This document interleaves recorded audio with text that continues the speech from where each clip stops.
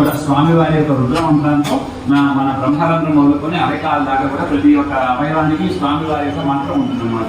ఆ యొక్క మంత్రంతో మనం అభిమంత్రించుకొని మనం శుద్ధిగా ఉండి తర్వాత స్వామివారికి అభిషేకం చేసుకోవడం వల్ల మిగతా లింగాలు కోటి లింగాలకు అభిషేకం చేసుకుంటే పుణ్యం వస్తుంది అనమాట. కాబట్టి ఒక కార్యక్రమం అయిపోయినంతసేపు కూడా ఓం నమ శివాయ యొక్క నామాన్ని తెలుసుకుంటుంది. ఇంకొకరు కూడా చెప్తారు, మనకి ఐశ్వర్యాన్ని ప్రసాదించేవాడు ఈశ్వరుడు. అందరూ ఏమనుకుంటారు, ఐశ్వర్యం అంటే డబ్బునో లేకపోతే అమ్మవారు లక్ష్మీ అమ్మవారు అని అనుకుంటుంటారు. ఐశ్వర్యం అంటే ఏంటంటే మనకి ఈ రోజు ఉంది, మనకంటే కానీ ప్రేమ కానీ సాయంత్రానికి కావాలంటే అది వెంటనే ఆటోమేటిక్గా మనకు అందిపోతుంది. ఐశ్వర్యం అంటే మనకి ఏదైతే కావాలో అది భగవంతుడు ఇచ్చేస్తారు. మనకి ఉద్యోగంలో ప్రమోషన్ కావాలి, అది వ్యాపారంగా, నాకు ఆరోగ్యం కావాలన్నా, మనకి ఏంటంటే నాకు ఇది లేదే అని చెప్పి అనుకుంటే లోపలే మనం ఈరోజు మార్నింగ్ అనుకున్నాం నాకు ఇది ఉంటే బాగుంది, వెంటనే సాయంత్రానికి రావడాన్ని ఐశ్వర్యం అంటారు. అది ఆరోగ్యం కానివ్వండి, మనశ్శాంతి కానివ్వండి, డబ్బు కానివ్వండి, అదే ఐశ్వర్యం అనమాట. డబ్బు ఐశ్వర్యం కాదు. అలాంటి ఐశ్వర్యాన్ని ఇచ్చేవాడే పరమేశ్వరుడు.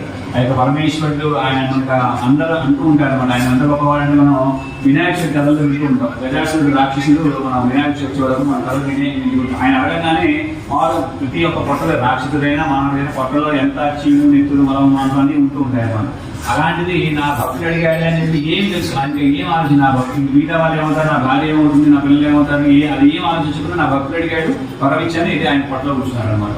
మీకు పురాణాలు ఇంకా శివపురాణం చూసినా, విష్ణు పురాణం చూసినా, దేవి భాగవతం చూసినా, ఏం చూసినా సరే మనకి పరమేశ్వరుడు ఇచ్చిన వరాలు ఎవరు ఇవ్వరు అనమాట.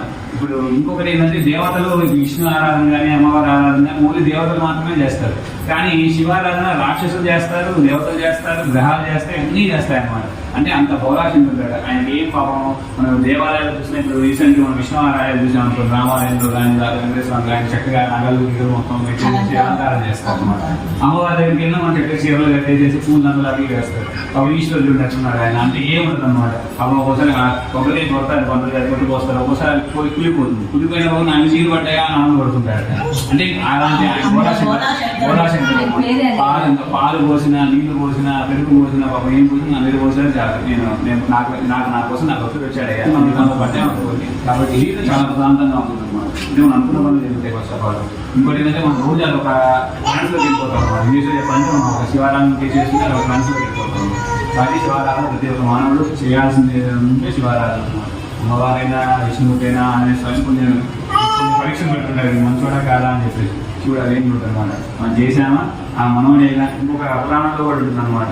నా భక్తుడిని నేను తప్పి, అంటే ఆ శివుడు ఎలాంటి వాడంటే ఆయన భక్తుడు ఏమైనా పాపాలు చేస్తే ఆ పాపాలు అవన్నీ కూడా ఇప్పుడు ఎవరైనా అన్నదానాలు కానీ ఇంకా వేరే వాళ్ళ కళ్ళేవులు కానీ వాడికి కావాలంటే నేనే ఆ శిక్ష నేనే వేస్తాను, చిన్న శిక్ష వేస్తాను, నువ్వు మాత్రం ఆ రోజు రాకనుకుంటాడు శివుడు. అలాంటి వాడు అనమాట. కాబట్టి ఆయన పరమేశ్వరికి అభిషేకం చేసుకుంటాం.